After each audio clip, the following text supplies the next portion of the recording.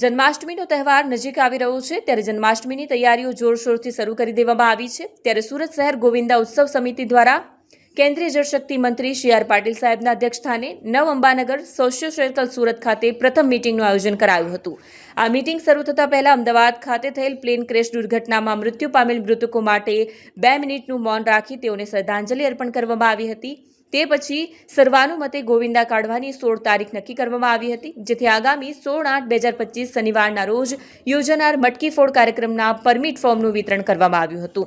જે મીટિંગમાં સુરત શહેરના 136 ગોવિંદા મંડળો પૈકી 96 મંડળોને પરમિટ ફોર્મ આપવામાં આવ્યા હતા।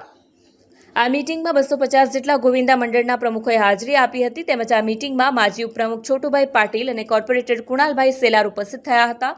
વધુમાં જે ગોવિંદા મંડળો પરમિટ ફોર્મ લઈ જવાના બાકી હોય તેઓએ બીજો પાળ સંકલ્પ shopping complex Althan tenement Surat ખાતેથી મેળવી લેવા તેમજ આ વર્ષે ગત વર્ષ કરતાં ગોવિંદા મંડળોમાં વધારો થાય તેવી શક્યતા દેખાઈ રહી છે। આ મીટિંગમાં ગોવિંદા ઉત્સવ સમિતિના પ્રમુખ ગણેશભાઈ તેમજ ગોવિંદા મંડળના આગેવાનો ઉપસ્થિત રહ્યા હતા।